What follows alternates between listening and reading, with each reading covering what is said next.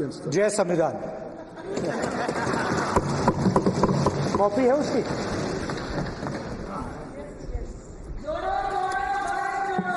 जय संविधान। इसकी हमने रक्षा की है। देश ने मिलकर संविधान की रक्षा की है और अच्छा लग रहा है अब कि हर 2-3 मिनट बीजेपी के लोग संविधान संविधान संविधान संविधान कह रहे हैं।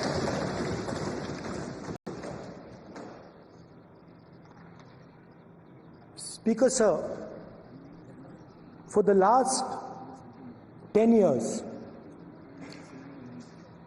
there has been a systematic attack on the Constitution, on the idea of India, and on anybody who opposed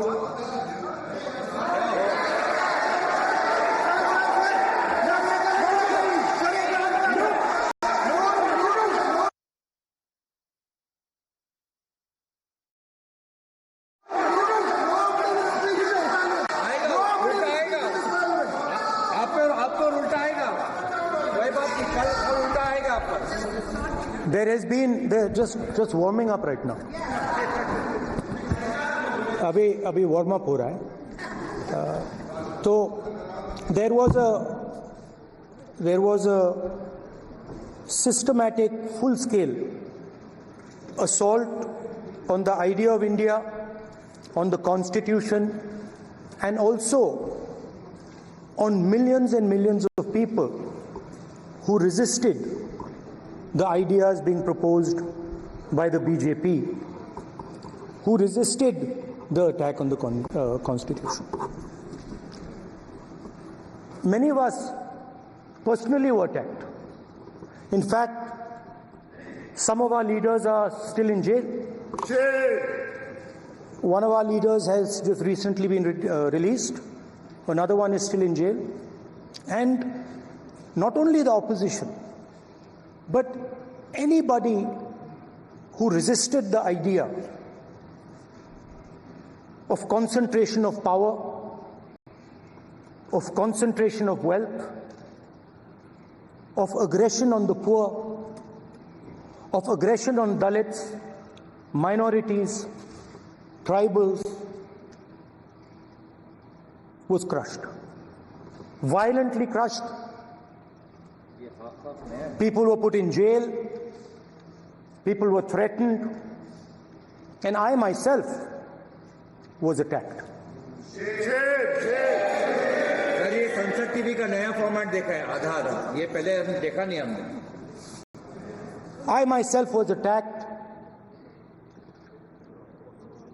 by order of the government of India, by order obviously of the Prime Minister of India. 20+ cases, 2-year jail sentence, my house taken away, no problem. Relentless attack in the media, 24/7, every single day, abuse, attack, abuse, attack. And then the most enjoyable and beautiful part of it, 55 hours of interrogation by the ED. No, which I really enjoyed. Because by the end of the interrogation, the officer off camera, he switched off the camera and then he asked me, Rahulji, you've been sitting here 55 hours. आप पत्थर जैसे हो, आप हिलते क्यों नहीं हो? मुझसे सवाल पूछा उसने।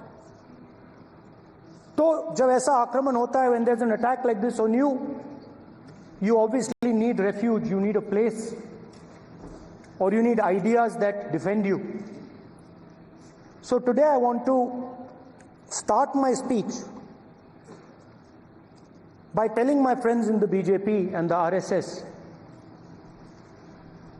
about the ideas that we used, the entire opposition used, to defend the idea of India. Where these ideas come from and how they gave us the strength, all of us, anybody who opposed the regime, how they gave us the strength to fearlessly take any onslaught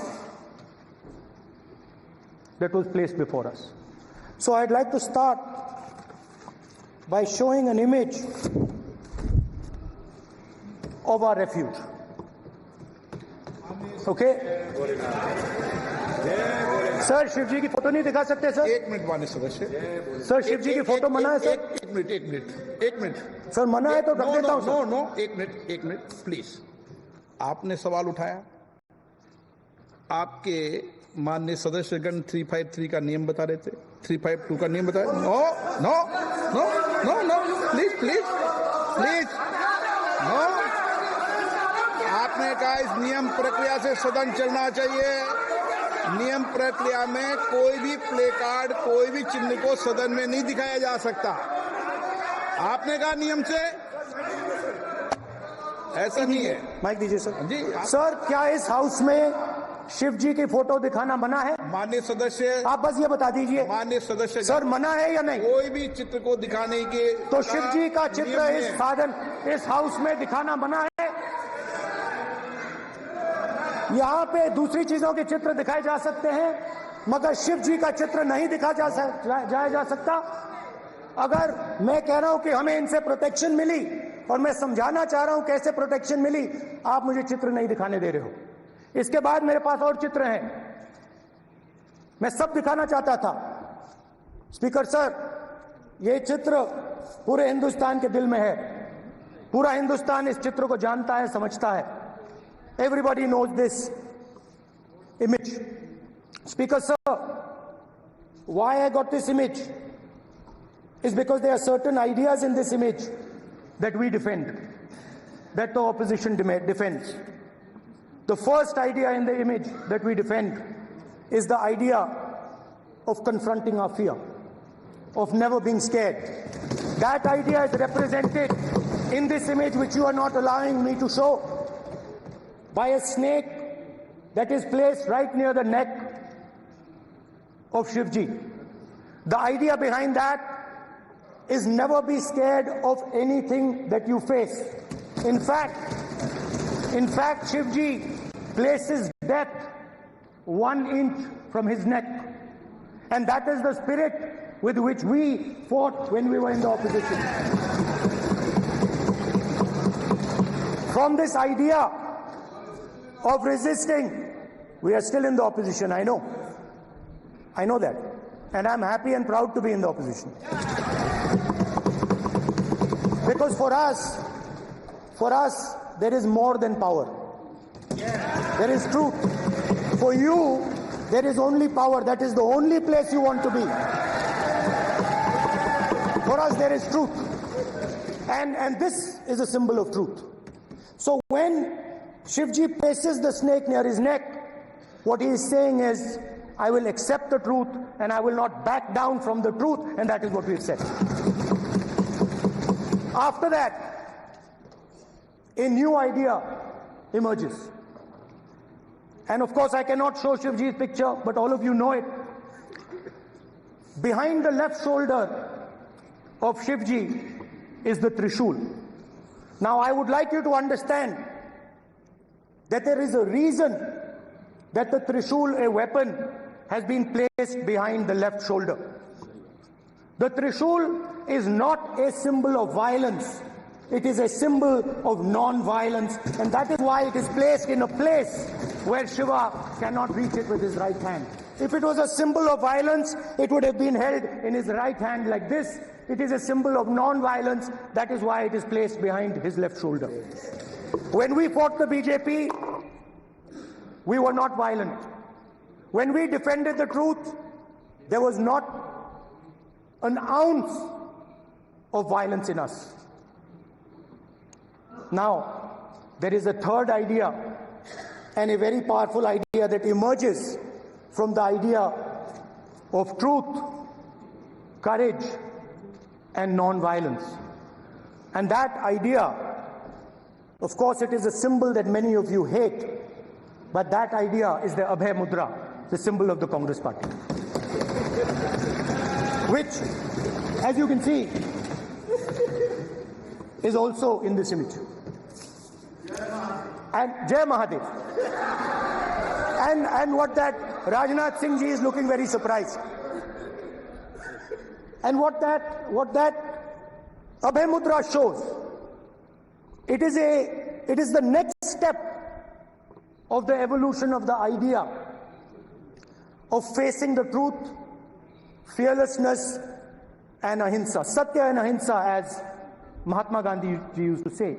And the Abhay Mudra is the idea that it is not good enough to just keep this internal. It is not good enough to not be scared. It is not good enough to use non-violence. It is also important that you make others not scared, that you help others become fearless, that you help others become non-violent. So in a sense, the Abhay Mudra is a projection from Shivji to the rest of the world about these two ideas. Of course, these two ideas were used by us, all of us, when we fought the British. And they were put forth by Mahatma Gandhi. The Prime Minister, of course, who has a direct connection with God, speaks directly to God. Yes, the Paramatma speaks to Modi ji's Atma directly. Unlike with all humans, we are all biological. We are born, we die, but the Prime Minister is a non-biological being. And the Prime Minister says Gandhi is dead. And Gandhi was revived by a movie. I mean, can you understand the ignorance? That Gandhi is dead and a movie revived the father of the nation. No, Gandhi is not dead. Gandhi is alive.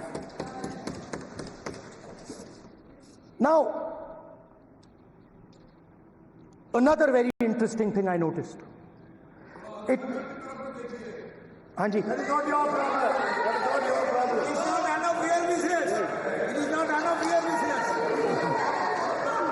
And there's another thing I noticed. That it is not just one religion that talks about courage. In fact, all our religions talk about courage.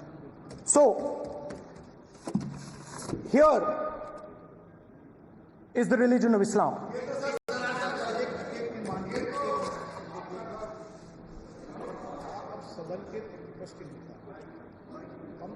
आपसे ये अपेक्षा ठीक है, मैं दिखाऊंगा नहीं sir, कैसे करूं?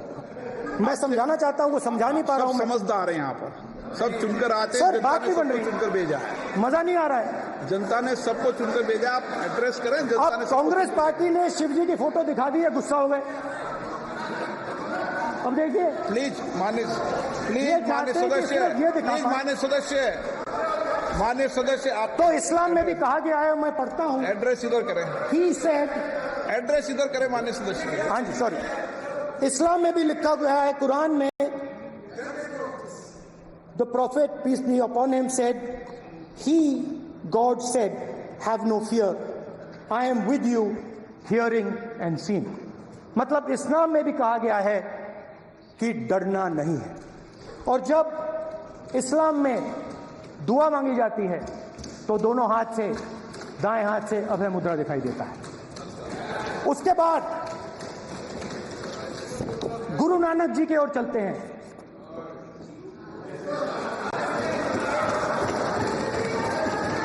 वाहेगुरु जी की फतेह, वाहेगुरु जी का खालसा। जिस धर्म पर आप हर रोज आक्रमण करते हो, गुरु नानक जी जो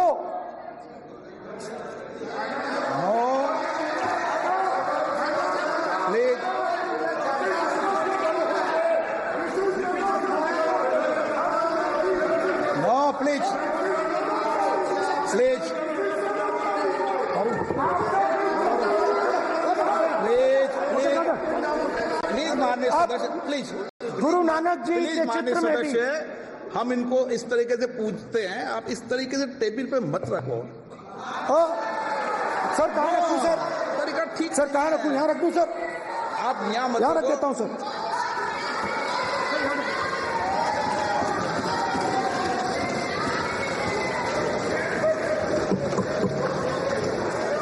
सर गुरु नानक जी के चित्र में भी आपको अभय मुद्रा दिखाई देगा। गुरु नानक जी भी कहते हैं कि डरो मत, डराओ मत। और पंजाब से गुरु नानक जी मक्का तक गए, थाईलैंड तक गए, अफगानिस्तान गए, श्रीलंका गए, किसी से हिंसा नहीं की, अहिंसा की बात की, सत्य की बात की, और किसी को उन्होंने अपनी जिंदगी में नहीं डराया। उसके बाद जीसस क्राइस्ट की इमेज देखिए, उसमें भी आपको अभय मुद्रा दिखाई देगा। जीसस क्राइस्ट की इमेज में भी अभय मुद्रा, डरो मत, डराओ मत। और जीसस क्राइस्ट ने कहा कि अगर आपको कोई थप्पड़ मारता है तो दूसरा गाल दिखा दो। उसके बाद बुद्ध भगवान, अभय मुद्रा,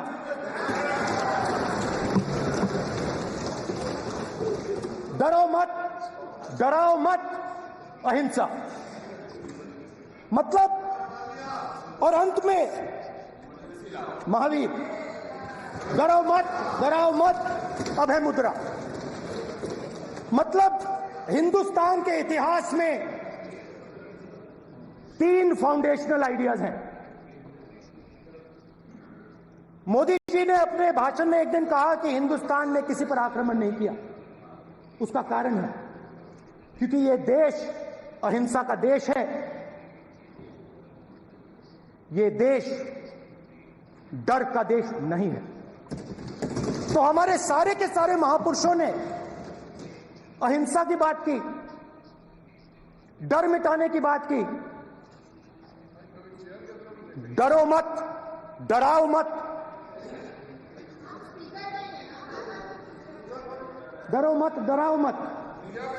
और दूसरी तरफ शिव जी कहते हैं डरो मत, डराओ मत, अभय मुद्रा दिखाते हैं, अहिंसा की बात करते हैं, त्रिशूल को जमीन में गाड़ देते हैं। और जो लोग अपने आप को हिंदू कहते हैं वो 24 घंटा हिंसा, हिंसा, हिंसा, नफरत, नफरत, नफरत, असत्य, सत्य, असत्य।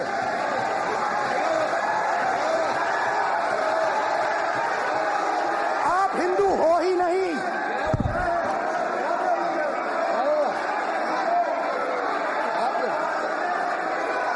Just get me that picture of Shiva. Speaker's office.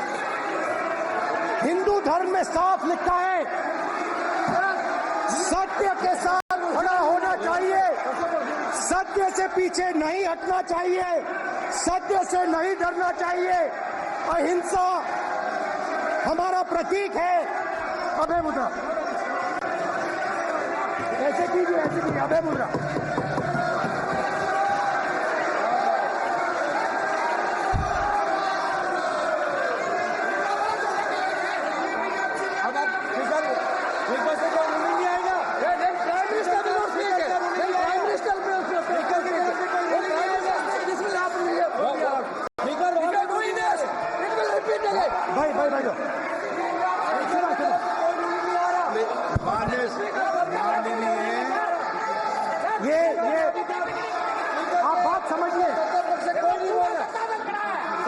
आप बात समझिए, ये इसलिए चिल्ला रहे हैं क्योंकि तीर जाके दिल में लगा है, दिल में जाके तीर लगा है, इसलिए ये चिल्ला रहे हैं। देखो चुप हो गए, देखिए स्पीकर साहब चुप हो गए सब।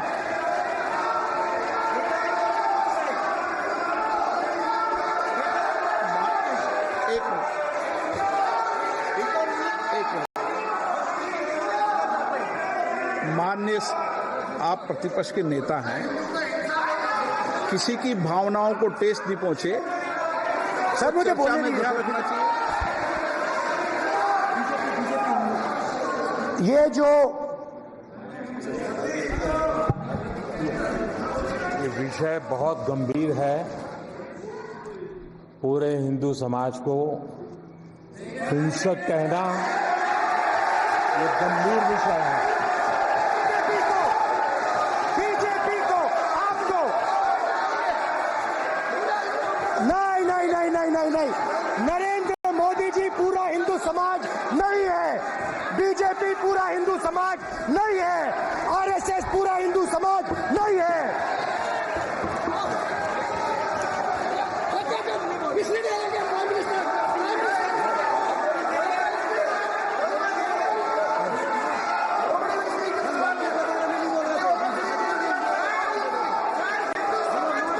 भूपेंद्र यादव जी, ये ठेका नहीं है बीजेपी का। भूपेंद्र यादव जी बोलना चाहते हैं आप? ये सब हिंदू हैं यहाँ पे, ये सब हिंदू हैं। माननीय अध्यक्ष जी, प्रतिपक्ष के नेता आज पहली बार इस सदन को संबोधित कर रहे हैं। मैं दो नियम रूल 349 और रूल 352 के संबंध में आपका ध्यान आकर्षित करना चाहता हूं। सबसे पहले तो प्रतिपक्ष के नेता को बोलने का तरीका आना चाहिए। 349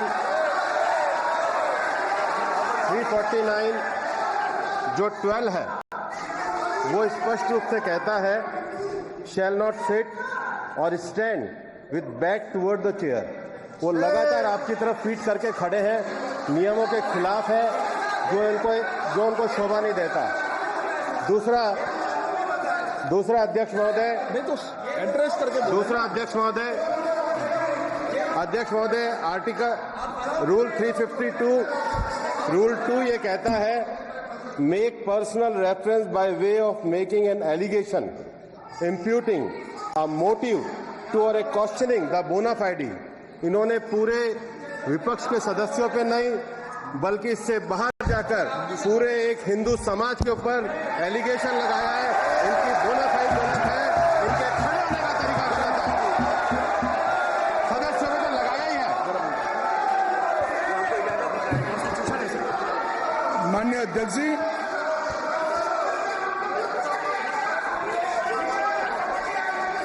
गृह मंत्री जी, नो आप डिबेट में गृह मंत्री जी।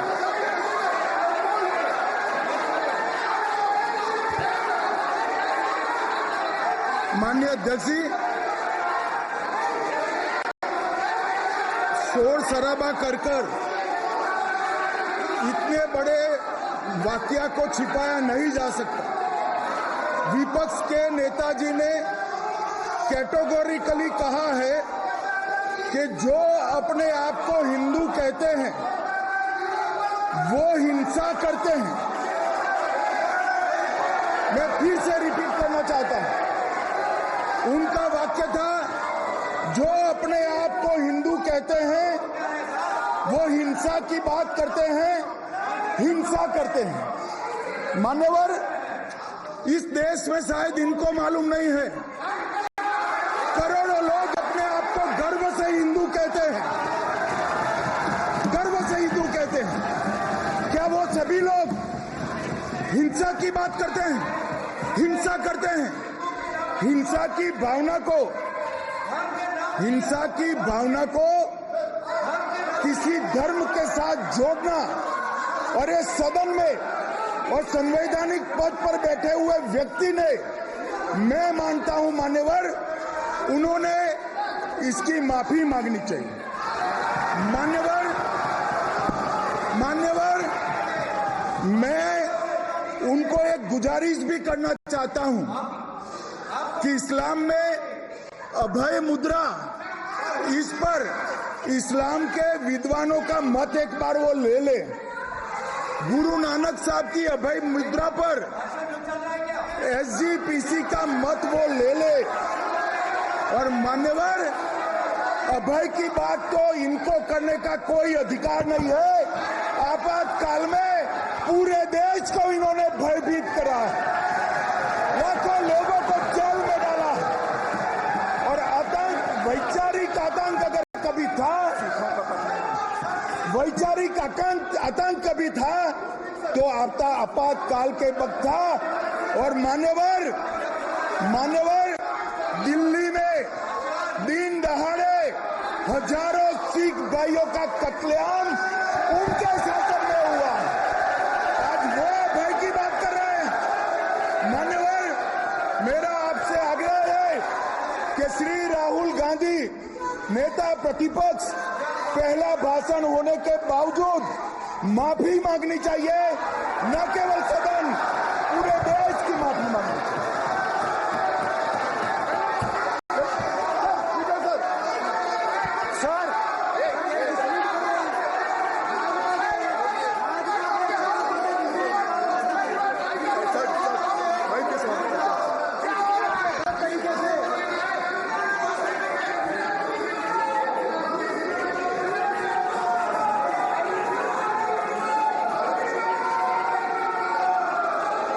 स्पीकर सर,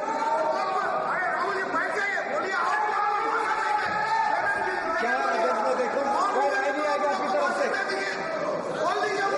तो कल प्रधानमंत्री मोदी जी के समय भी सर आप ऐसे रहिए सर।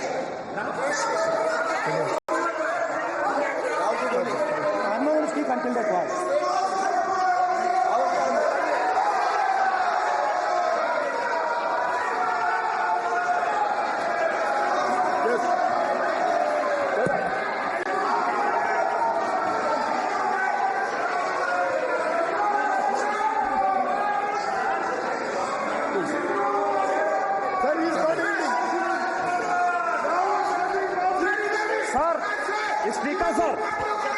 स्पीकर सर, ये संविधान की बात कर रहे हैं सर, और इसी संविधान का आर्टिकल 25 कहता है कि किसी भी धर्म के ऊपर कोई भी व्यक्ति किसी को हिंसावादी करार नहीं दे सकता है। और इन्होंने हिंदू का हिंसावादी कहा सर, संविधान का इन्होंने अपमान किया है, संविधान की झूठी दुहाई दी है, इनको माफी मांगनी चाहिए सर। ये आर्टिकल 25 है सर संविधान का, सर इनको माफी मांगनी चाहिए। आर्टिकल 25 जो है संविधान, और ये देश संविधान से चलता है, ये पार्लियामेंट संविधान से चलता है सर, इनको माफी मांगनी चाहिए सर। ये संविधान से ऊपर नहीं है सर, कांग्रेस संविधान से ऊपर नहीं है। आर्टिकल 25 कल्याण बनर्जी बताए आर्टिकल 25 क्या था? आप उनको बताइए,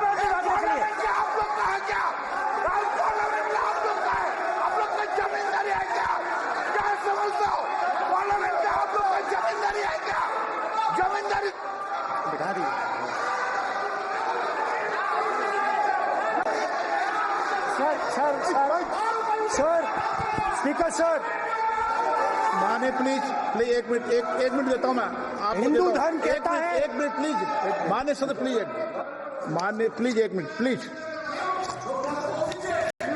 माननीय सदस्यगण, ये सदन की एक मिनट मैं दूंगा, अलाउ करूंगा आपको। माननीय सदस्यगण, इस सदन की एक गरिमा रही है और हमें संवाद चर्चा करते समय इस सदन की गरिमा को रखना चाहिए। और ऐसी कोई भी आपत्तिजनक बात जो पूरे समाज के पर विषय हो, कम से कम प्रतिपक्ष के नेता को बोलते समय ध्यान रखना चाहिए। मैं इसको सीरियस तरीके से देखूंगा।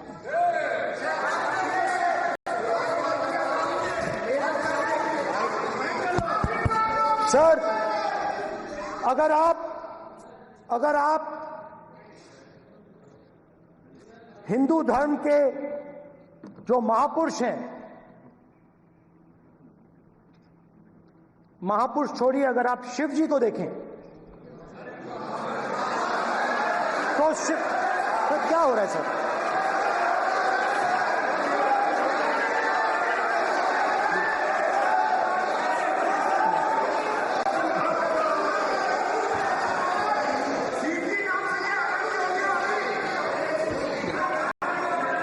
अगर आप शिव जी को देखें तो उनकी इमेज से आपको पता लगता है कि हिंदू डर नहीं फैला सकता, हिंदू हिंसा नहीं फैला सकता।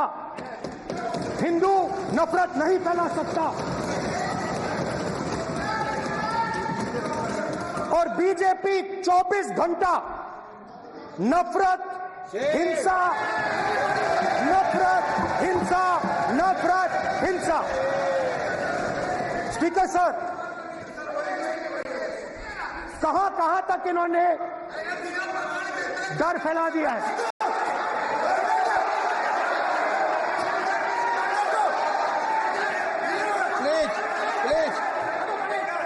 सर, कहां तक इन लोगों ने डर फैला दिया? मैं आपको अयोध्या से शुरू करता हूं। सर नमस्कार। अयोध्या ने आपको मैसेज भेजा। अयोध्या में राम भगवान, मेरा व्यवस्था का सवाल है।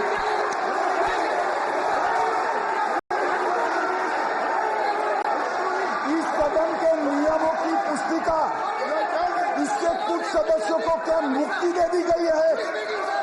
आपके गाइडेंस के बाद भी बार बार तस्वीर बताना, पूरे बीजेपी को हिंसा कर रही है ऐसे कहना, खड़े होकर एक दूसरे के बीच में हस्तधून करना, सारे नियम इनको लागू नहीं होते हैं। नियम मालूम नहीं है तो ट्यूशन रख ले साहब। सदन इस तरह से नहीं चल सकता है। ये सदन, मेरा आपसे आग्रह है कि ये सदन ऑर्डर में रहना चाहिए, नियमों के अनुसार रहना चाहिए। ये हम सभी सदस्यों का आपसे विनंती है। स्पीकर सर, एक मिनट प्लीज। माननीय सदस्यगण, आप ही राम भगवान की जन्मभूमि ने, अपेक्षा करता हूं कि अपन इसके नियम प्रक्रिया चले। नो, सब चले। नो, आपने बताया था नियम। नो,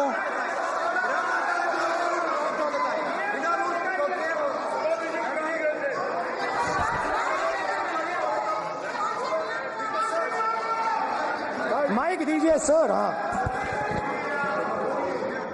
सर, मेरा सवाल है सर, इस माइक का कंट्रोलर किसके हाथ में?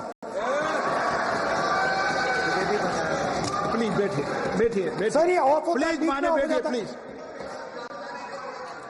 ये बार कई बार विषय उठ गई और बहुत गंभीर, और माननीय सदस्य, आप प्रतिपक्ष के नेता हैं, आप सदन के बाहर भी ये बात कहते हैं कि माइक बंद कर देते हैं।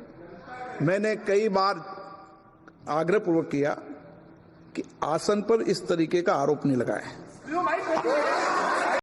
नो, प्लीज बात सुनिए। आसन पर सभी दल के, प्लीज, आसन पर सभी दल के लोग बैठते हैं और सभी दल के लोग सभापति तालिका पे हैं, और सब जानते हैं कि एक व्यवस्था होती है, जिस भी माननीय सदस्यों को आग्रह किया जाता है बोलने का वो बोला जाता है, और जिसको आग्रह नहीं किया जाता उसका माइक चालू नहीं होता। आप बोलने के लिए खड़े, आपका माइक कभी बंद नहीं हुआ, कभी बंद नहीं हुआ। आप अगर आसन में जो भी विराज रहे हैं वो अगर आपका नाम नहीं पुकारते हैं तब माइक चालू नहीं होता। ये व्यवस्था हमेशा इस सदन की रही है, पुराने में भी और नए में भी। कभी आसन पे व्यक्ति पर माइक का कंट्रोल नहीं होता। दूसरा, माननीय प्रतिपक्ष के आप नेता हैं और आपसे ये अपेक्षा की जाती है कि आप लोकसभा की प्रक्रिया का, संचार नियम का पालन करें, संविधान की जो व्यवस्थाएं दे रखी है उसकी पालन करें, और सदन में बोलते समय किसी भी धर्म के ऊपर ऐसा आक्षेप नहीं करें जिससे पूरे देश के अंदर विषय पैदा हो। ये आपसे अपेक्षा की जाती है।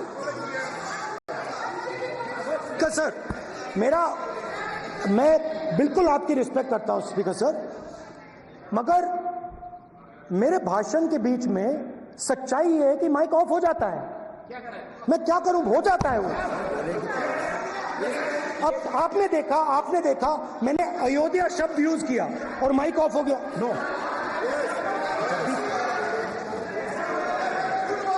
अरे ये प्रधानमंत्री मोदी जी के टाइम में आधा आधा पेड़ आएगा क्या?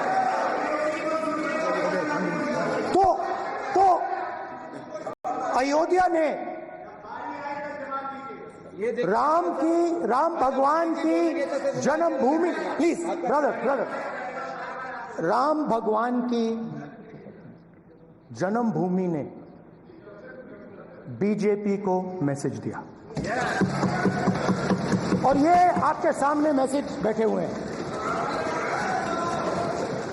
मैंने इनसे पूछा, कल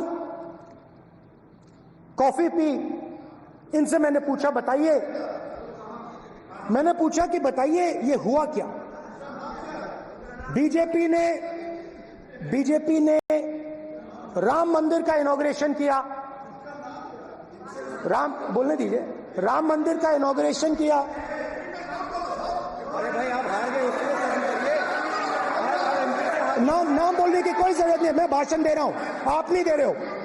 मुझे बोलना है जो बोलना है, मुझे नाम लेने की कोई जरूरत नहीं, मुझे जो बोलना है मैं बोलूंगा। तो अयोध्या ने मैसेज दिया और मैंने इनसे पूछा कि हुआ क्या, और इनका जवाब आया। मैंने उनसे पूछा कि आपको कब पता लगा कि आप अयोध्या में जीत रहे हो, और आपने कहा पहले दिन से मुझे पता था। सही बात। और मैंने कहा ये क्या हुआ, उन्होंने कहा राहुल जी अयोध्या में एयरपोर्ट बना, अयोध्या की जनता से जमीन छीनी गई और आज तक उन्हें मुआवजा नहीं मिला है। उन्होंने कहा, सही बात, उन्होंने कहा कि अयोध्या में जो भी छोटे छोटे दुकानदार थे, जो भी छोटी छोटी बिल्डिंग्स थी, उन सारों को तोड़कर गिरा दिया गया और उन लोगों को सड़क पर कर दिया गया। इन्होंने यह भी कहा कि अयोध्या के इनॉग्रेशन में अयोध्या की जनता को बहुत दुख हुआ, क्योंकि इनॉग्रेशन में अदानी जी थे, अंबानी जी थे, मगर अयोध्या का कोई नहीं था। और ये कारण था कि अयोध्या की जनता में, उनके दिल में नरेंद्र मोदी जी ने भय डाल दिया। उनकी जमीन ले ली, उनके घर गिरा दिए और फिर अयोध्या के गरीब लोगों को, किसानों को, मजदूरों को मंदिर के इनॉग्रेशन तक नहीं जाने दिया। मंदिर के इनॉग्रेशन छोड़ो, उसके बाहर भी नहीं जाने दिया। और इसीलिए अयोध्या की जनता ने सही मैसेज भेजा। अच्छा, इन्होंने मुझे एक और बात बोली, 3 बार इन्होंने कहा कि 3 बार नरेंद्र मोदी ने टेस्ट किया, 2 बार क्या मैं अयोध्या से लड़ जाऊं, और सर्वेयर्स ने कहा अयोध्या में मत लड़ जाना, अयोध्या में मत लड़ जाना, अयोध्या की जनता हरा देगी। और इसीलिए प्रधानमंत्री वाराणसी गए और वहां बच के निकले।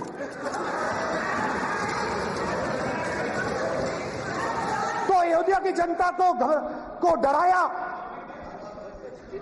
पूरे देश को डरा दिया। मैं आपको बताता हूं, आज सुबह में आया, राजनाथ सिंह जी ने मुस्कुरा के मुझे नमस्ते की, और मोदी जी बैठे हैं,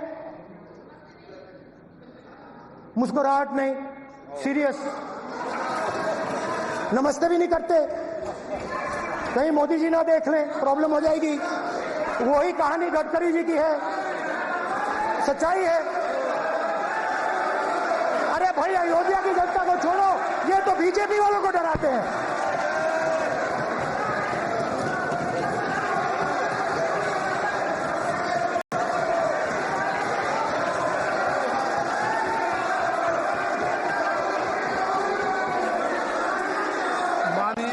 सर क्या है? माननीय प्रतिपक्ष के नेता, 1 मिनट, एक मिनट माननीय प्रतिपक्ष के नेता, आप सदन के वरिष्ठ नेता हैं। मेरा आपसे आग्रह है कि राष्ट्रपति अभिभाषण पर डिबेट हो रही है, इसकी गरिमा, राष्ट्रपति अभिभाषण की गरिमा रखे ना। ये तो अपेक्षा आपसे सब करते हैं कि आप राष्ट्रपति अभिभाषण पे बोले, नीतियां पे बोले, कार्यक्रमों में बोले। अब व्यक्तिगत रूप से नहीं, अगर आप ये उचित मानते हैं क्या? स्पीकर सर, ये उचित है? अगर आपकी पार्टी इसको उचित मानती है तो मुझे कुछ नहीं कहना। स्पीकर सर, माननीय अध्यक्ष जी,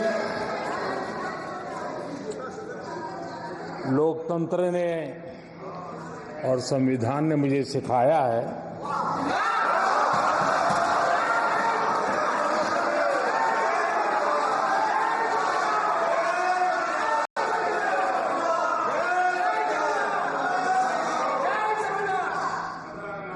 कि मुझे विपक्ष के नेता को गंभीरता से लेना चाहिए।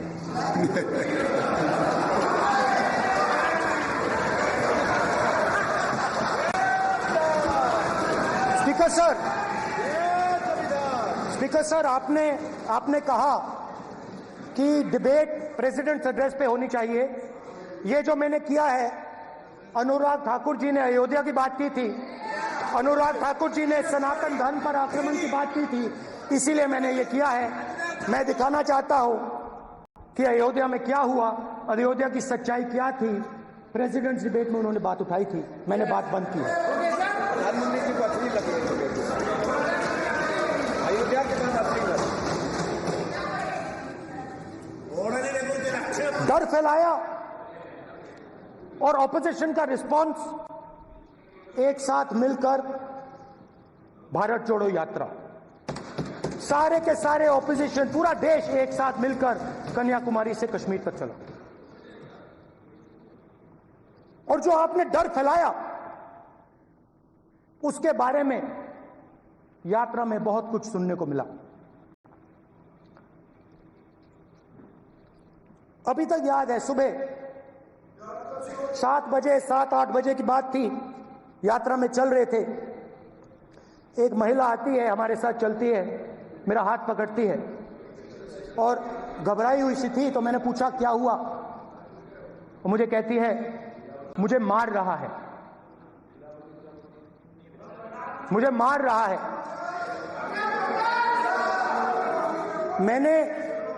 मैंने पूछा कौन मार रहा है,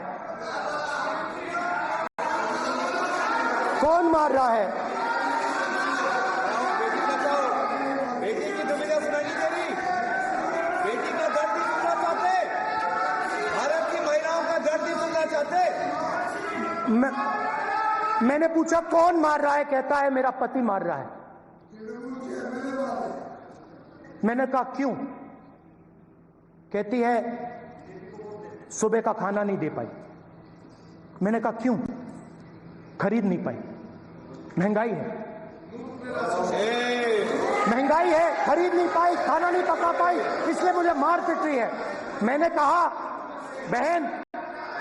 बहन क्या करूं, कैसे आपकी मदद करूं? कहती हैं आप कुछ मत कीजिए,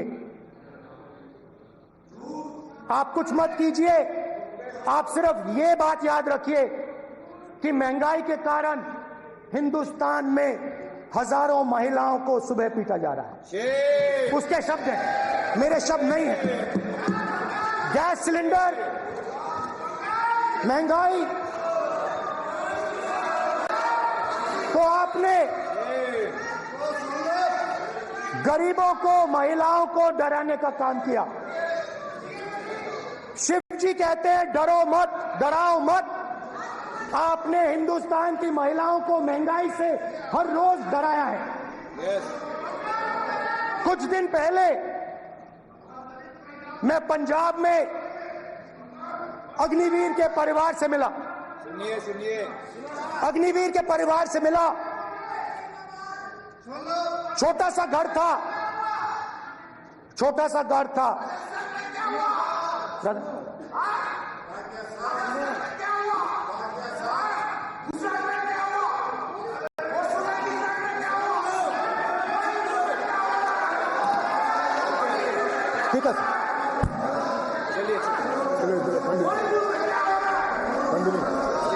छोटे से घर में अग्निवीर शहीद हुआ, लैंडमाइन ब्लास्ट में शहीद हुआ। मैं उसे शहीद कह रहा हूं, मगर हिंदुस्तान की सरकार उसे शहीद नहीं कहती। नरेंद्र मोदी उसे शहीद नहीं कहते हैं। नरेंद्र मोदी उसे अग्निवीर कहते हैं। उस घर को पेंशन नहीं मिलेगी, उस घर को कॉम्पेंसेशन नहीं मिलेगी, शहीद का दर्जा नहीं मिलेगा। और बेचारे बैठे हुए थे, 3 बहनें थी, एक साथ बैठी हुई थी, रो रही थी। आम जवान को पेंशन मिलेगी, जरूर दुख होगा, मगर हिंदुस्तान की सरकार आम जवान की मदद करेगी। मगर अग्निवीर को जवान नहीं कहा जा सकता। अग्निवीर यूज एंड थ्रो मजदूर है। और आप उससे कहते हो, उसको आप 6 महीने की ट्रेनिंग देते हो, 6 महीने की ट्रेनिंग देते हो। दूसरी तरफ चाइना के जवान को 5 साल की ट्रेनिंग मिलती है, राइफल लेकर उसके सामने खड़ा कर देते हो, उसके दिल में भय पैदा करते हो। एक जवान और दूसरे जवान के बीच में फूट डालते हो कि एक को पेंशन मिलेगी, एक को शहीद का दर्जा मिलेगा, दूसरे को नहीं मिलेगा। और फिर अपने आप को देशभक्त कहते हो। ये कैसे देशभक्त हैं?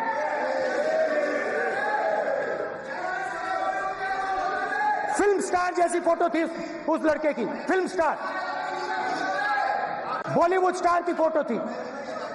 मैं सोच रहा था, देखो इस युवा ने जान दी। स्पीकर सर,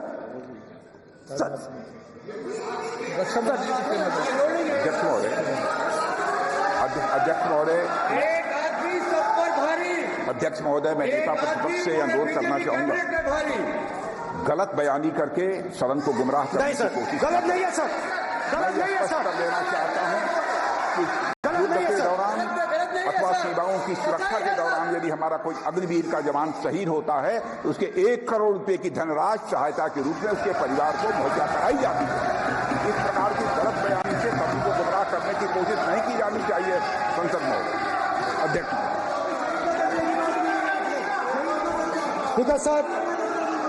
स्पीकर साहब देखिए, स्पीकर साहब देखिए, राजनाथ सिंह जी की एक राय है, मेरी एक राय है। सच्चाई अग्निवीरों को मालूम है, हमें बोलने की जरूरत नहीं है।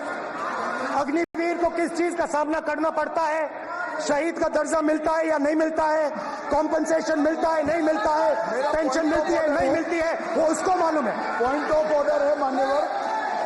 अब सदन के सामने 2 स्टेटमेंट हुए, एक हुआ विपक्ष के नेता का, दूसरा हुआ माननीय राजनाथ सिंह जी का, रक्षा मंत्री जी का।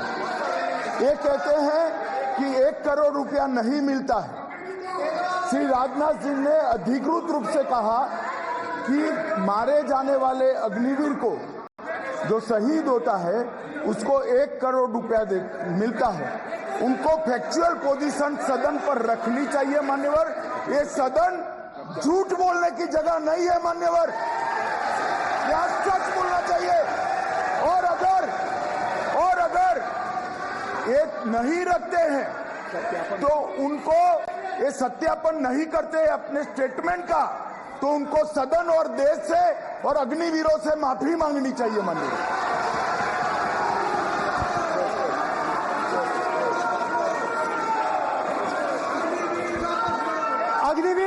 अग्निवीर की सच्चाई मैंने फ्लोर ऑफ द हाउस पे रखी है,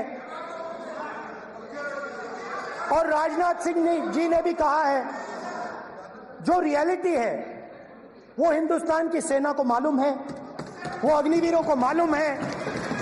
उनके कहने से या मेरे कहने से कोई फर्क नहीं पड़ता, सच्चाई तो उनको मालूम है। उनको मालूम है सच्चाई कौन बोल रहा है।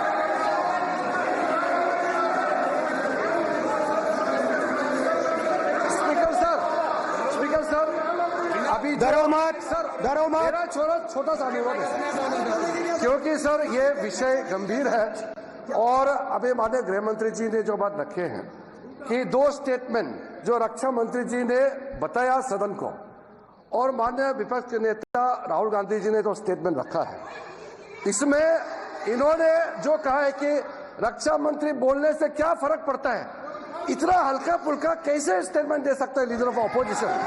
इसलिए सर इन्होंने जो बात रखा है पुष्टि करना चाहिए और हम लोग भी सर नियम के मुताबिक अपना बात रखेंगे सर।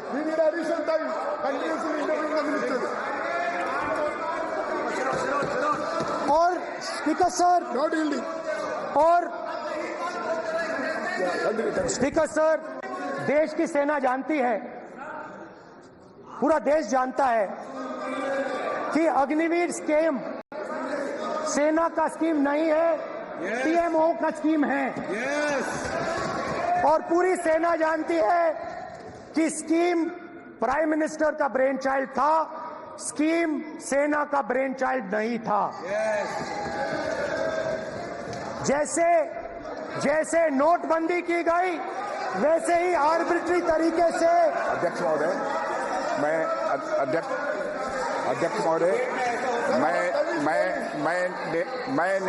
मैं नेता प्रतिपक्ष से विनम्रता पूर्वक अनुरोध करना चाहता हूं, कृपया वह सदन को गुमराह करने की कोशिश न करें। अग्निवीर योजना के संबंध में बहुत सारे लोगों से 158 ऑर्गेनाइजेशन के साथ सीधा संवाद स्थापित हुआ है, उनके सुझाव लिए गए हैं, तब यह अग्निवीर योजना लाई गई है और बहुत सोच समझकर यह योजना लाई गई है। और मैं यह भी स्पष्ट कर देना चाहता हूं, इस प्रकार की योजनाएं दुनिया के कई देशों में है, यूएस में है, यूके में है, वहां पर किसी को कोई किसी प्रकार की आपत्ति नहीं है। अब बिना अग्निवीर योजना के बारे में समझे, बिना उस संबंध में कोई पूरी जानकारी हासिल किए इस तरीके से सदन को गुमराह करना, इसे कदापि उचित नहीं ठहराया जा सकता। महोदय, मैं तो आपसे ये अनुरोध करूंगा, इसे सदन की कार्रवाई से बाहर निकाला जाना चाहिए। आपको देखिए, सिंपल सी बात है स्पीकर सर, इनको अग्निवीर अच्छा लगता है, आप उसको रखिए, हम उसको बदल देंगे, हटा देंगे। सिंपल सी बात है, हमारी सरकार आएगी, अग्निवीर को हम हटा देंगे, क्योंकि हम सोचते हैं कि अग्निवीर सेना के खिलाफ है, जवानों के खिलाफ है, देशभक्तों के खिलाफ स्कीम है। हम इस स्कीम को नहीं चाहते।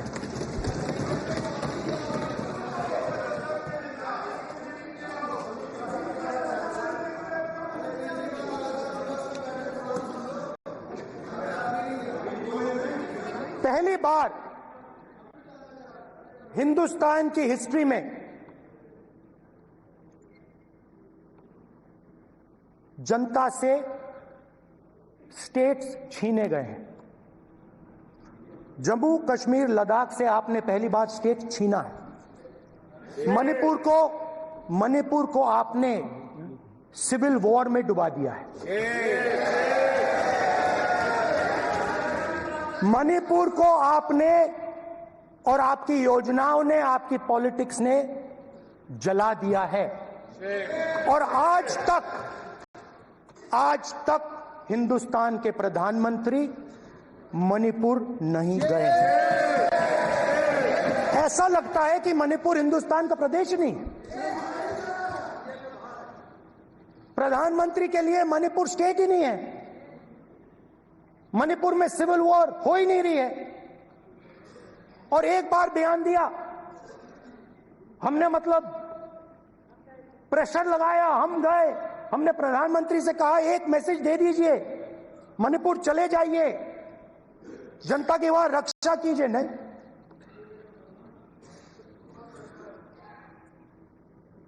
मैं वहां गया, कुकीज और मेहते से दोनों से मिला। इसको अभी आंसर नहीं देंगे, आज तक नहीं, आंसर नहीं मिलेगा, मिल नहीं सकता। मणिपुर इनके लिए हिंदुस्तान का प्रदेश ही नहीं है। मणिपुर है ही नहीं,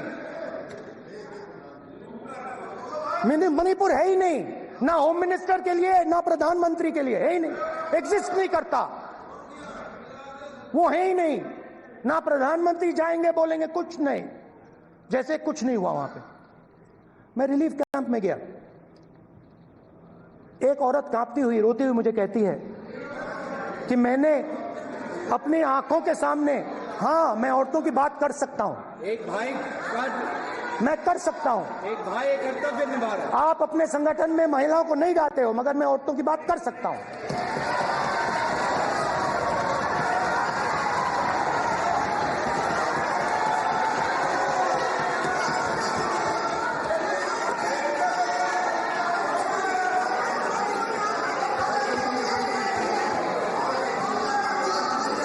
मुझे कहती है मैंने अपने आंखों के सामने, मेरे आंखों के सामने मेरे बच्चे को गोली मारी गई।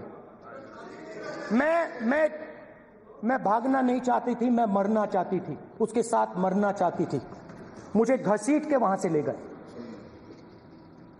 और फिर मेरे को अपने बच्चे की फोटो दिखाती, कांपती हुई ऐसे फोटो दिखाती। ये आपकी योजनाओं का नतीजा है। आपको शर्म आनी चाहिए।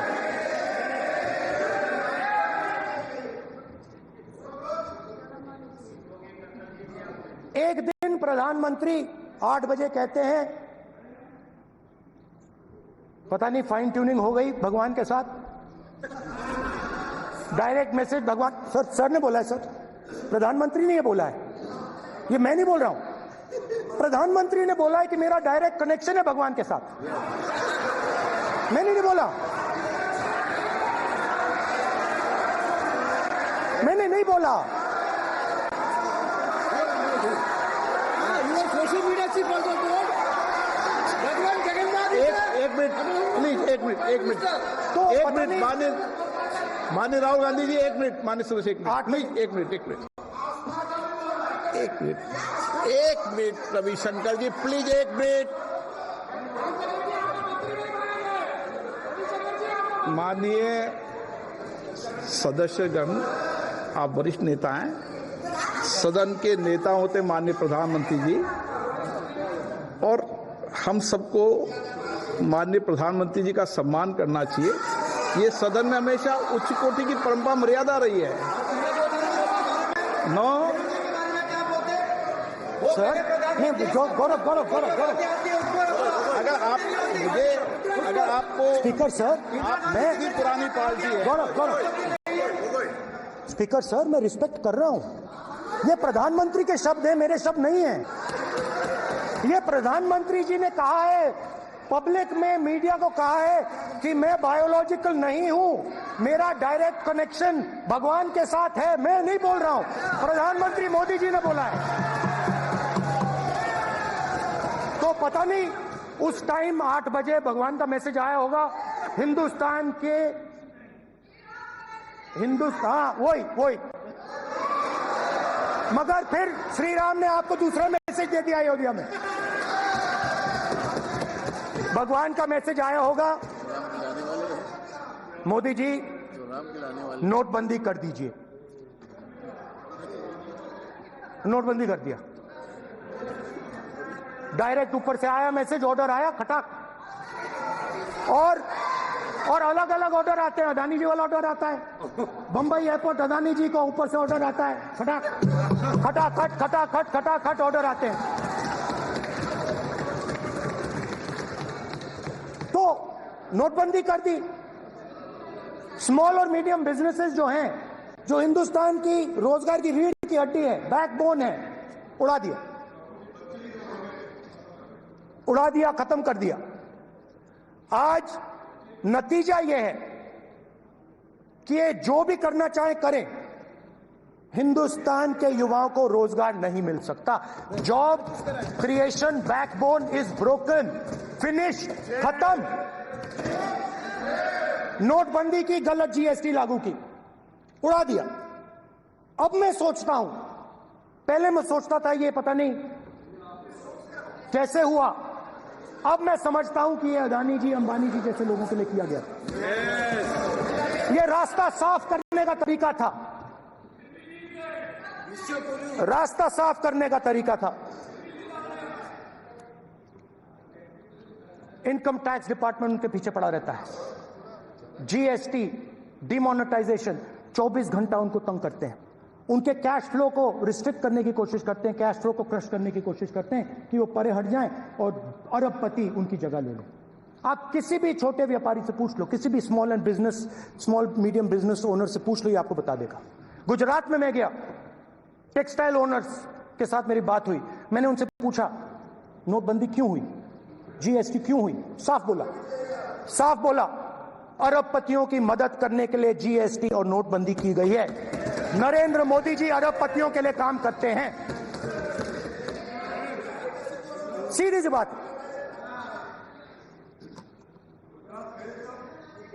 मैं जाता रहता हूं और आपको गुजरात में हराएंगे इस बार।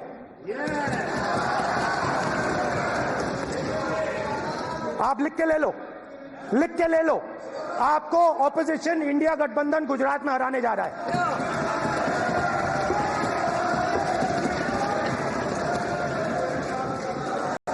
किसानों को डराने के लिए लैंड एक्विजिशन बिल जो हम लाए थे, उनकी जमीन की रक्षा करने के लिए, उनको सही कॉम्पनसेशन देने के लिए, उसको आपने खत्म कर दिया। यहां कोशिश की, कर नहीं पाए तो स्टेट्स में खत्म कर दिया। हर स्टेट में आपने खत्म कर दिया है।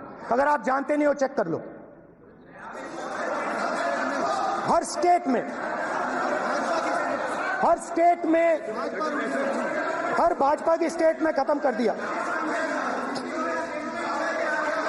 सर हर भाजपा रूल स्टेट में खत्म किया है, हर भाजपा की रूल स्टेट में खत्म किया है, हर भाजपा की रूल स्टेट में खत्म किया है।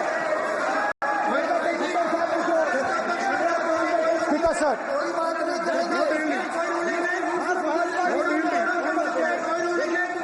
खट्टर साहब का कोई निर्देश नहीं,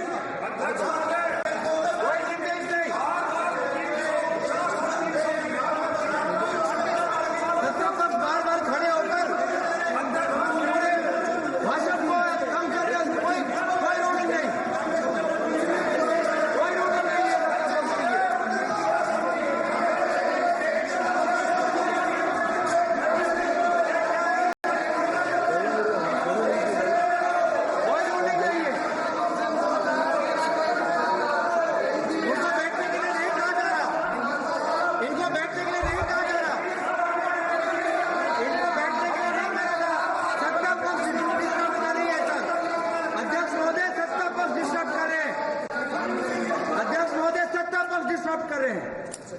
किसानों को ये देखिए sir, just give me a list of BJP. आप किताब लेके क्यों खड़े हो? कानून बना चाहते हो? आप क्या बोलना चाहते हैं, कानून से बताओ। स्पीकर का डायरेक्शन है सर, स्पीकर का डायरेक्शन 115, और वो ये कहता है सर, वो ये कहता है कि कोई भी मेंबर यदि अपनी बातें कहना चाहता है, जैसे अग्निवीर के बारे में उन्होंने कहा या स्टेट के बारे में कहा, उनको ऑथेंटिकेट करना पड़ेगा, नहीं तो माफी मांगनी पड़ेगी। ये आपका डायरेक्शन है 115(1) और 115(2). इसीलिए वो जो बातें कह रहे हैं उसको ऑथेंटिकेट करें, चाहे अग्निवीर के लिए, चाहे वो किसानों के लिए कह रहे हैं। ये आपका डायरेक्शन है।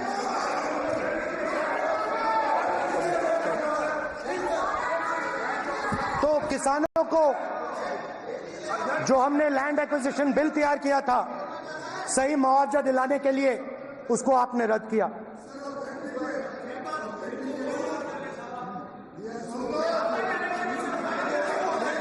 विल ऑथेंटिकेट कर देंगे, ऑथेंटिकेट कर देंगे, कर देंगे हम ऑथेंटिकेट।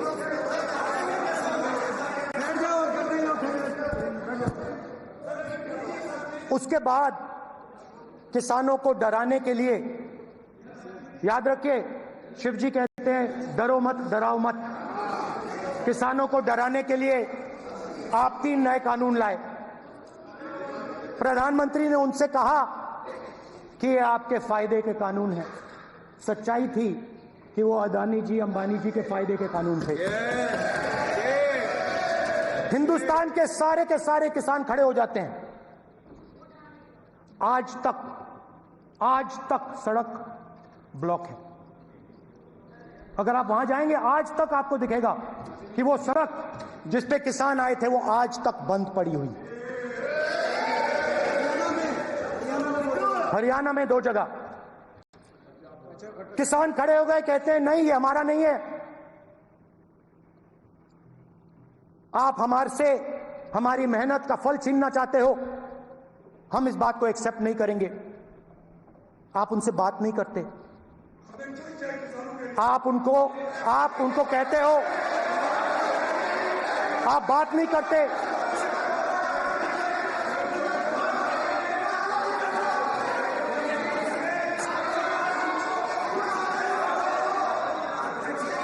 आप बात नहीं करते, आप गले नहीं लगते, आप उन्हें आतंकवादी कहते हो। आप कहते हो ये सब आतंकवादी हैं। झूठ नहीं है, झूठ नहीं है, सच है, सच है। मान्यवर, मैं समझ रहा हूं कि विपक्ष के नेता है नाते पहली बार बोल रहे हैं, मगर नियमों के पुस्तक के बाहर वो नहीं जा सकते।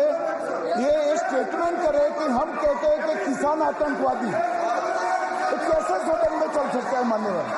आप एक तरफा नियमों के ऊपर जाकर उनको रियायत दे रहे हो मान्यवर, हमें संरक्षित करिए, ऐसे नहीं चलता। 700 किसान शहीद हुए। हमने इस हाउस में कहा कि किसानों के लिए मौन होना चाहिए, आपने मौन नहीं होने दिया। आपने कहा ये किसान नहीं है, आपके मुताबिक ये किसान नहीं थे, ये आतंकवादी थे। देखिए आपकी एलाई सिर हिला रही है, वो भी सहमत हैं, कौर जी सहमत हैं। देखिए हमारी जरूरत नहीं है, वो सहमत है आपसे, वो सहमत है। माननीय बोला माननीय सदस्य, एक शब्द उधर नहीं सर। किसान क्या मांग रहा है सर? स्पीकर सर, माननीय सदस्य, स्पीकर सर, किसान क्या मांग, सॉरी, मेरा ये आग्रह है, आपकी पार्टी का समय नहीं बचेगा, दोगे पूरा।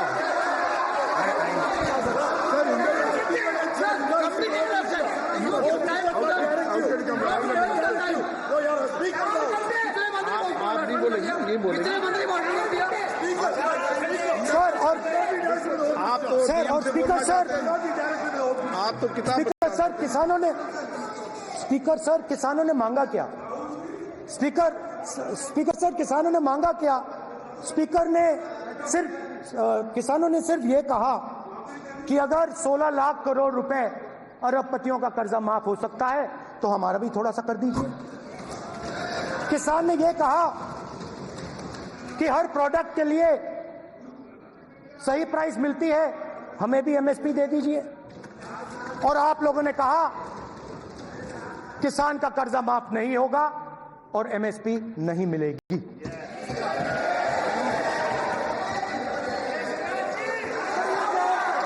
माननीय अध्यक्ष महोदय, ये गलत बयानी कर रहे हैं। एमएसपी सरकार दे रही है और ये मोदी जी की सरकार है जिसको उत्पादन की लागत पर कम से कम 50%, माननीय अध्यक्ष महोदय, उत्पादन की लागत पर कम से कम 50% जोड़कर एमएसपी दी जा रही है और नहीं दी जा रही है। सत्यापित करें माननीय अध्यक्ष महोदय, ये गलत बयानी कर रहे हैं, ये सदन को गुमराह कर रहे हैं, गलत बयानी कर रहे हैं। आज भी एमएसपी पर खरीद जारी है और अभी खरीद फसलों के एमएसपी के रेट हमने तय किए। ये बताए जब इनकी सरकार थी तब एमएसपी कितनी मिलती थी और उस समय खरीद कितनी होती थी माननीय अध्यक्ष? उस समय खरीद कितनी होती थी? आज भी एमएसपी पर खरीद जारी है माननीय अध्यक्ष महोदय, ये गलत बयानी कर रहे हैं। ये सत्यापित करें इसको कि एमएसपी पर खरीद नहीं हो रही, ये सत्यापित करें माननीय अध्यक्ष महोदय, ये गलत बयानी दी जा रही है। देना चाह रहे, उनको नहीं बोलने देना चाह रहे।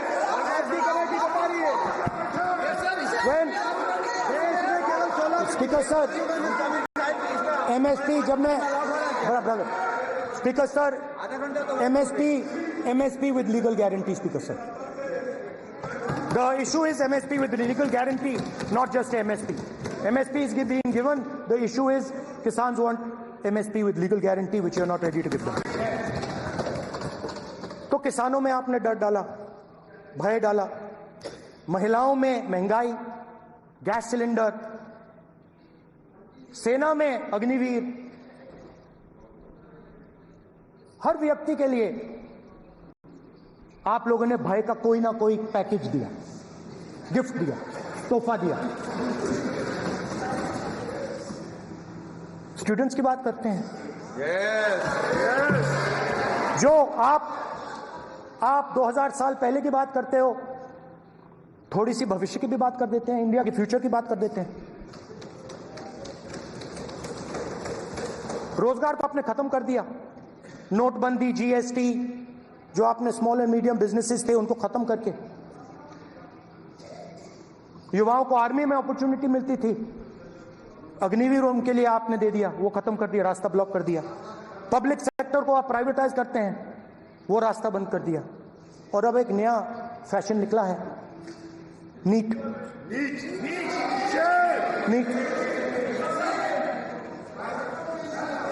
प्रोफेशनल एग्जाम्स को आपने कमर्शियल एग्जाम्स में बदल दिया है। NEET is not a professional exam, NEET is a commercial exam. NEET में एक स्टूडेंट टॉपर हो सकता है, एक्सीलेंट स्टूडेंट हो सकता है, मगर अगर उसके पास पैसा नहीं है, मेडिकल कॉलेज में नहीं जा सकता। सिंपल सी बात है। नीट का पास मार्क 22% है। वो पूरा का पूरा एग्जाम, सर एजुकेशन मिनिस्टर, पूरा का पूरा एग्जाम अमीर बच्चों के लिए बनाया गया है। कोटा में पूरे के पूरे एग्जाम को आपने सेंट्रलाइज किया। हजारों करोड़ रुपए बन रहे हैं, हजारों करोड़ रुपए बन रहे हैं। और कमर्शियल पेपर जो आपने बना रखे हैं, कमर्शियल एग्जाम्स, 7 साल में 70 बार पेपर लीक। प्रेसिडेंट्स एड्रेस में ना नीट की बात होगी, ना अग्निवीर की बात होगी, ये बातें नहीं होंगी। और हमने कहा, स्पीकर सर, हमने कहा कि एक दिन का डिस्कशन अलाउ कर दीजिए। हम आपके साथ खड़े होकर इसको रिजॉल्व करना चाहते हैं। इंस्टीट्यूशनल फेलियर है, हम आपकी मदद करना चाहते हैं, रिजॉल्व करना चाहते हैं। सरकार कहती है नहीं, डिस्कशन नहीं होगा, भविष्य का डिस्कशन हो ही नहीं सकता। तो ये हालत है। जहां भी ये देखते हैं, ये सोचते हैं कि भाई भय कैसे पैदा करें, माइनॉरिटीज को डराते हैं। नहीं, कांग्रेस नहीं डरती आपसे, आप कांग्रेस से डरते हो।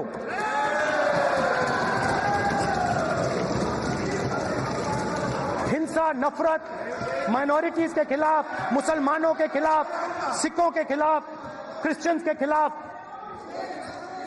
और माइनॉरिटीज ने क्या किया? माइनॉरिटीज ने क्या किया? हर स्फीयर में हिंदुस्तान को रिप्रेजेंट करते हैं, नाम रोशन करते हैं। पत्थर जैसे हिंदुस्तान के साथ एक साथ खड़े हैं, देशभक्त हैं। और आपने सारे के सारे माइनॉरिटीज पर आक्रमण किया, उनके खिलाफ हिंसा, नफरत फैलाई।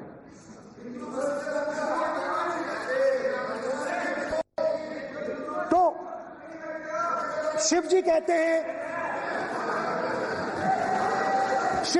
हैं, सर देखिए मेरा वो हटा दिया आपने सर, वो देखिए सर हटा दिया, कैमरा से हटा दिया।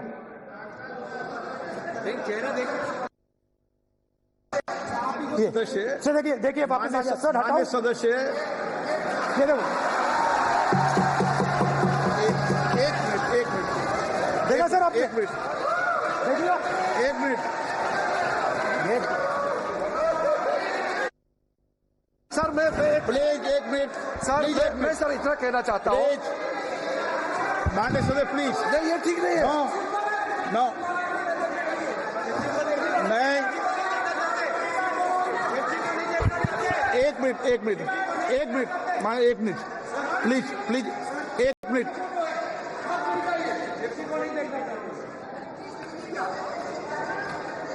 आप प्रतिपक्ष के नेता हैं और मैं आपसे अपेक्षा करता हूं कि सदन की गरिमा बनी रहे, मर्यादा बनी रहे, नियमों का पालन हो। आप खुद मानते हैं शिव जी को भगवान और उनको बार बार इस तरीके से यहां पर चित्रित करना ये उचित नजर नहीं आता, मुझे लगता है।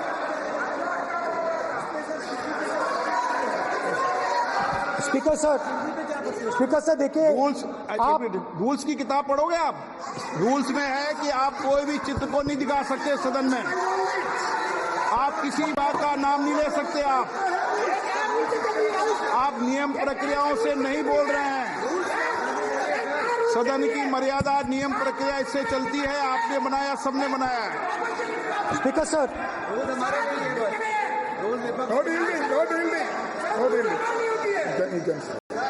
Not yielding. It's not yielding. Speaker sir, this is not right.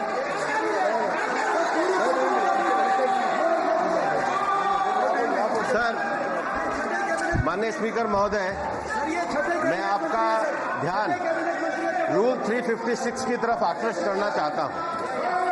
अगर कोई सदस्य स्पीकर साहब के ध्यान में लाने के बाद इररिलेवेंट और लगातार किसी विषय को बार बार दोहराता है तो आपके पास ये अधिकार है कि आप उस सदस्य को निर्देशित करके रोक सकते हैं।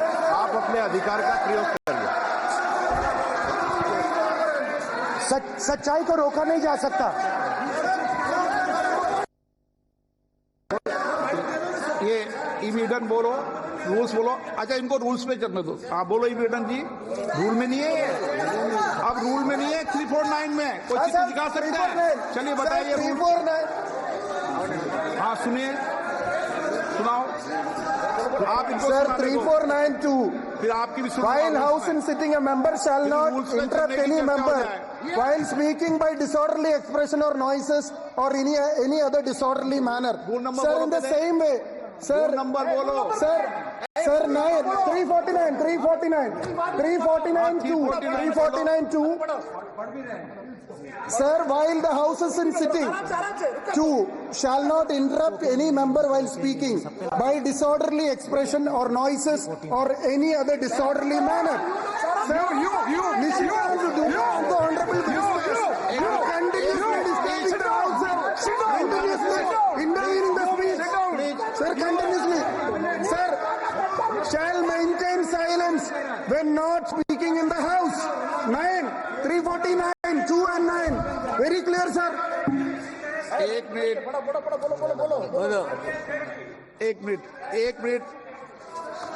अब आप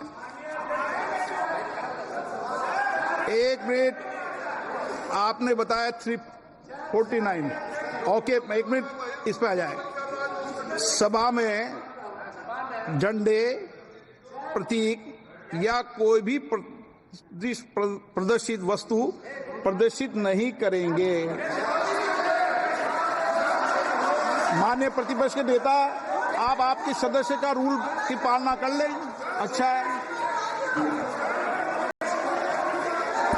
तो नीट में तो सब जगह भय फैलाया। नियम बताया, उसकी पालना करने के लिए कह रहा हूं मैं तो।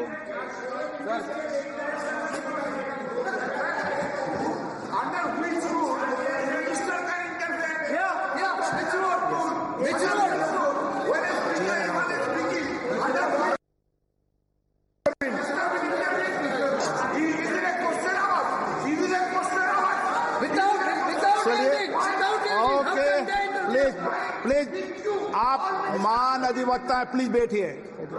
अध्यक्ष आसन पर बैठे सभापति या अध्यक्ष माननीय सदस्य को अलाउ कर सकता है, ये नियम में नहीं है। ये नियम में नहीं है क्या? नो, कर सकते हैं आप। आप रूल्स पे मत चलिए, रूल्स पे चलेंगे तो नो,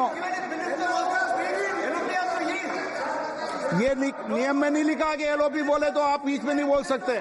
नो, अध्यक्ष के आसन की व्यवस्था दे सकते हैं प्लीज। चलो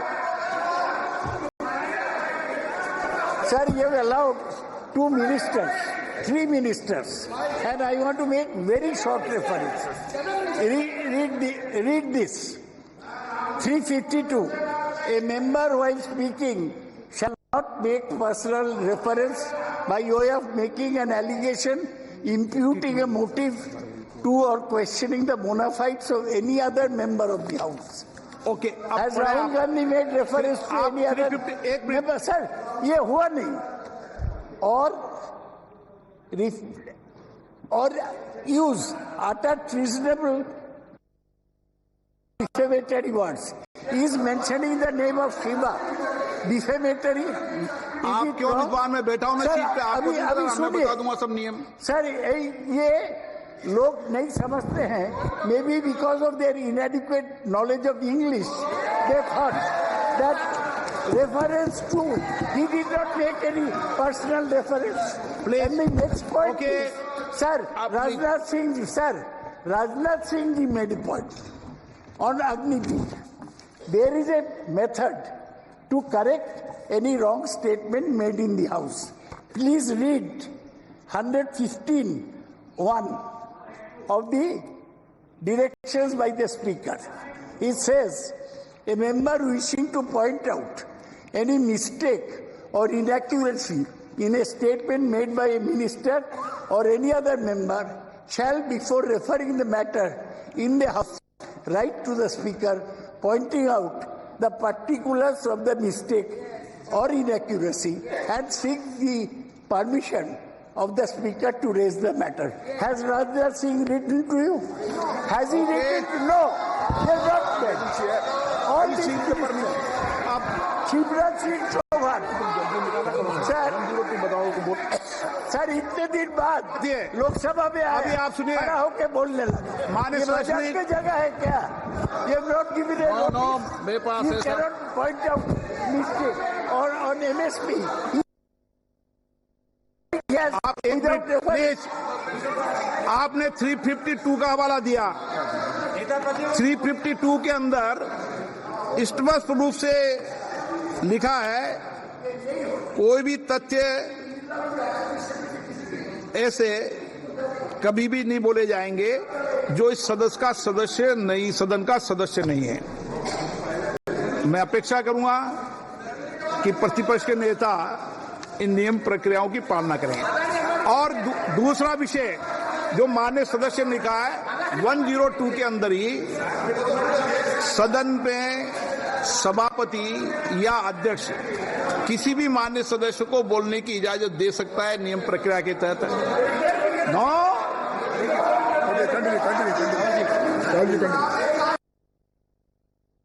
मेरी परमिशन से किसी को भी अलाउ कर सकता हूं और मेरी बिना परमिशन के कोई नहीं बोला है।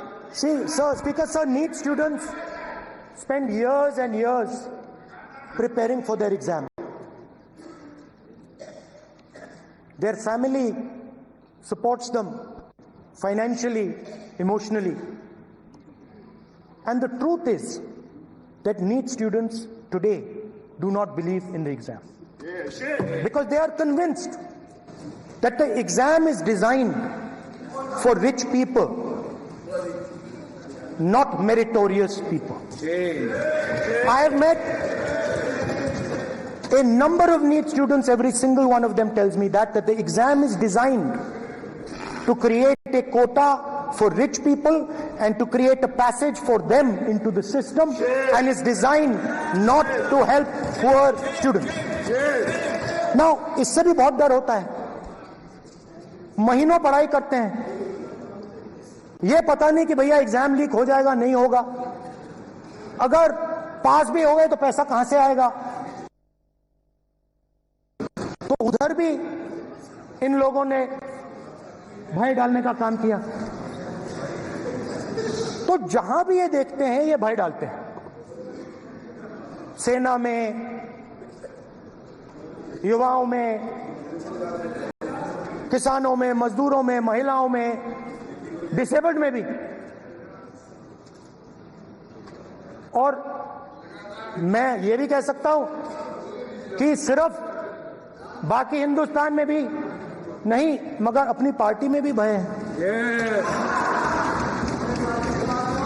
आपकी पार्टी में डर है, भय है, सच्चाई है। देखो अब आप चिल्ला नहीं रहे हो, अब आप शांत हो, अब बिल्कुल शांत हो, सच्चाई बोल दी, चिल्ला नहीं रहे, चुप। क्योंकि आपकी ट्यूनिंग डायरेक्टली प्रॉब्लम क्या है, आप चिल्ला भी नहीं सकते क्योंकि कनेक्शन नहीं। सर मैं बोल रहा हूं, सर समझा रहा हूं, स्ट्रक्चर बोल रहा हूं।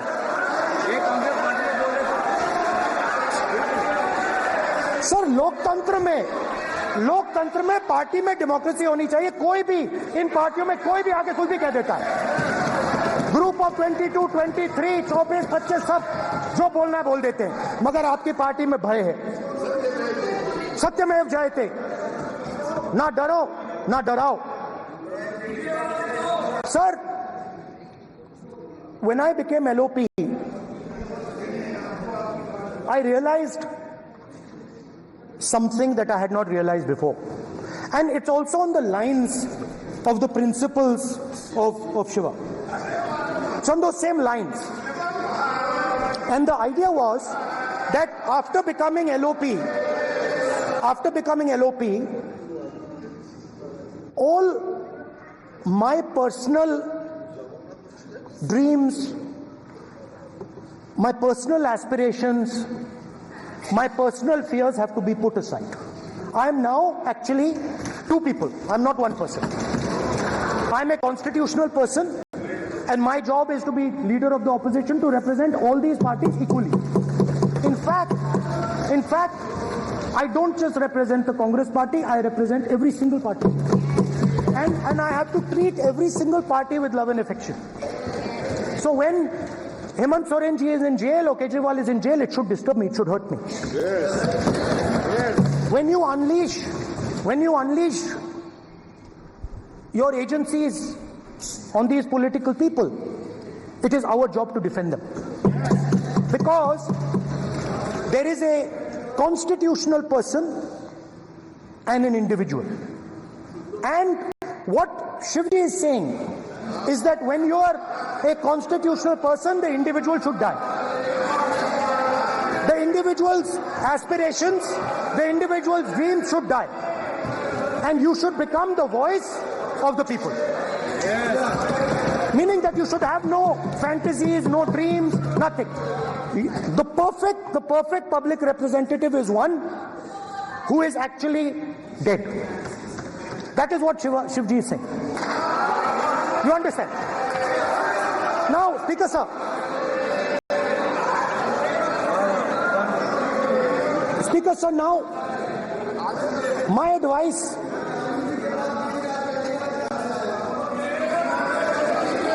So there are two structures now.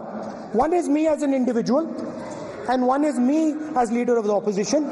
Me as an individual, I might have my likes and dislikes, I might have my views, but me as leader of opposition have to suppress them, have to reduce them and say, now I'm the voice of the opposition. That is the idea of the democratic system. The people have given me a responsibility, and that responsibility should overcome my personal likes, dislikes, aspirations. Now, Speaker sir, why I'm saying this, and forgive me for saying this, but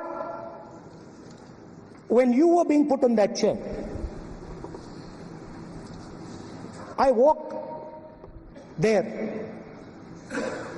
to help you, to walk with you to the chair. And I shook hands with the Prime Minister and I shook hands with you. And then I walked to your chair.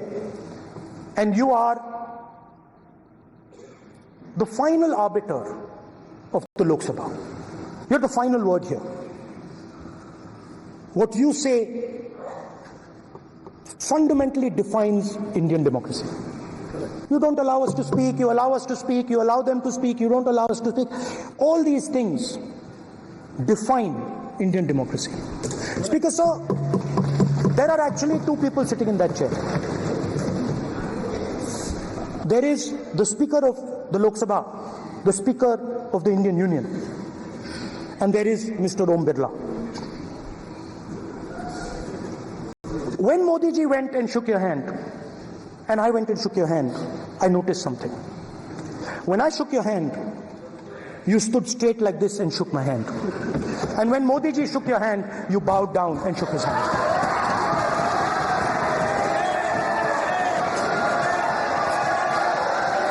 ये आसन के सामने आरोप है, ये chair के सामने आरोप कर रहे हैं माननीय। Now with all respect, sir.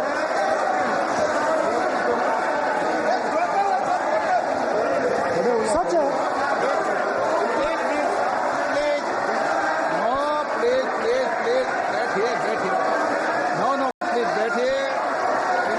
बैठिए प्लीज, प्लीज बैठिए, प्लीज बैठिए,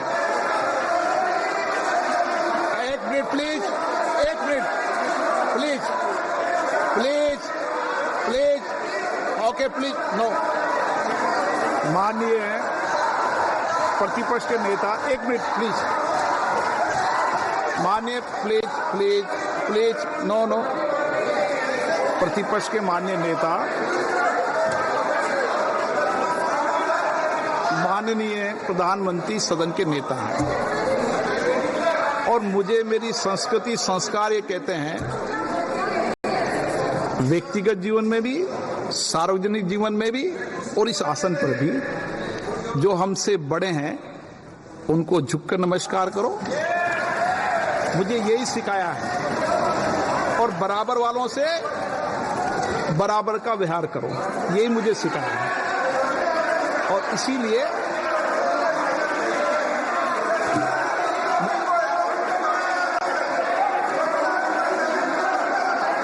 स्पीकर सर,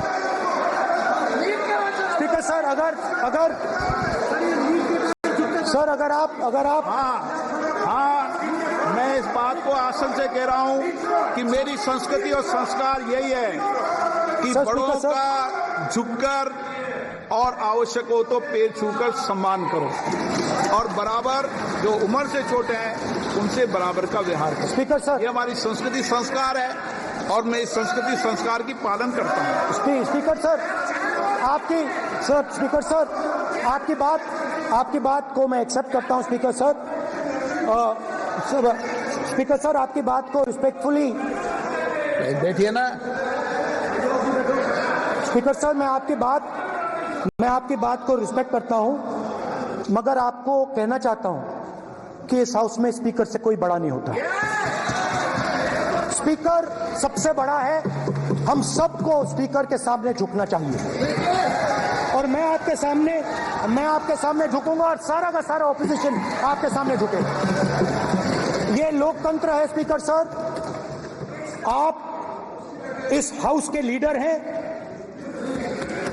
आपको किसी के सामने नहीं झुकना चाहिए। कस्टोडियन है, नेता प्रधानमंत्री है, स्पीकर को आप, speaker is the last word, speaker is अध्यक्ष इज द लास्ट वर्ड। अंत में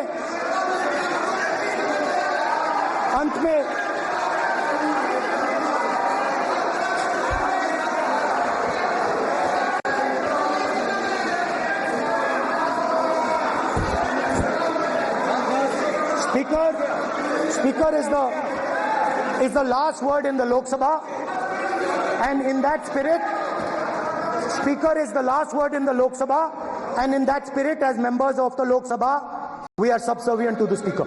I believe that. Yes. Now, there might be people in this room who think they are not, but I think the entire opposition believes that we are subservient to you, sir.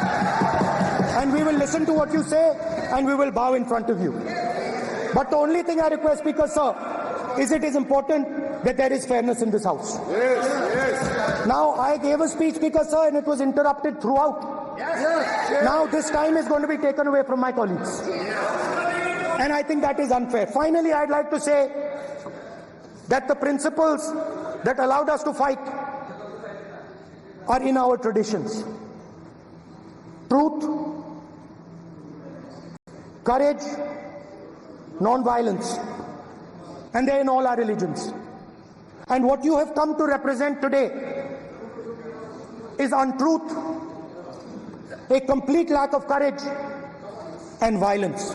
And my recommendation to you, if you take it, this country has a government and you are the government. And you are, whether we like it or not, you are the government of India. Elected by the people. And I agree to that. But I would say to you that as individual members, as the cabinet, you do not spread fear in this country. That you do not spread hatred in this country. That you listen to the farmers of this country, you listen to the students of this country. When the opposition says to you, let's have a debate for one day, have it. It's not going to harm anybody. They're going to love you for it. The students of India are going to say, we love the government because they allowed us our voice, they let us speak for one day. So, do not spread hatred. Do not spread violence. Do not be fearful. Even the BJP members here, even the cabinet members, do not be fearful. You have a constitutional position.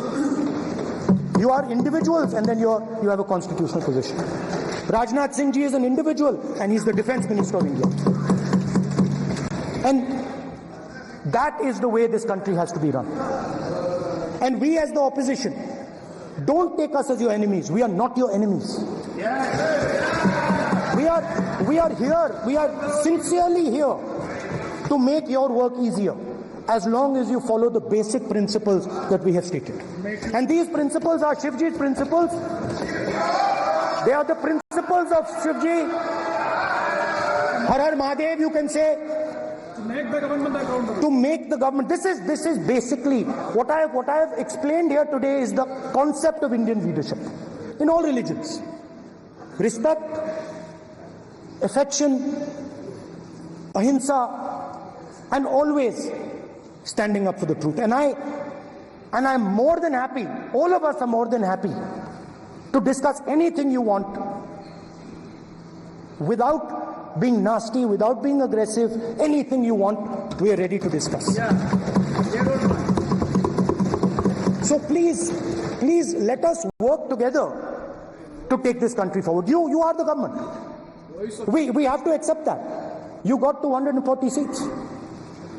So, I congratulate you on that. At least accept it. Accept to kar lijiye. They're not happy. Not happy. Okay, you're not happy. So I would say we want to both work for this country. Work with the spirit of bravery. Work without violence. Work without hatred. Thank you.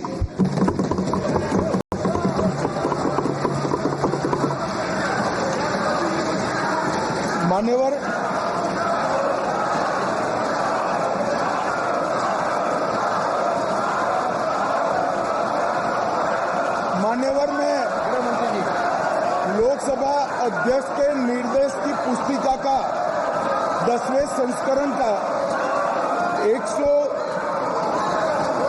115वां आपके सामने उल्लेखित करना चाहता हूं। इसके क से घ तक पढ़ेंगे तो ये बहुत स्पष्ट है कि कोई भी मंत्री या सदस्य भाषण देते वक्त तथ्यात्मक चीजें रखता है और सदन के कोई और सदस्य इसको ऑब्जेक्ट करते हैं या चैलेंज करते हैं तो आसन इसको सत्यापित करने का निर्देश दे सकता है। मान्यवर, विपक्ष के नेता ने भाषण में कई चीजें ऐसी रखी जो तथ्य नहीं है, सत्य नहीं है और समय समय पर यहां से ट्रेजरी बैंक की सत्यापन की मांग की। हम सब की ओर से मेरा आपसे निवेदन है कि इनकी स्पीच और ट्रेजरी बैंक से लिए गए सारे ऑब्जेक्शन को ध्यान में रखकर नेता प्रतिपक्ष को अपने भाषण में तथ्य बगैर की और सत्य न हो ऐसी जो बातें रखी गई है, इसका सत्यापन करने के लिए आपका निर्देश मिले और हमें संरक्षण मिले। सत्यापन करेंगे।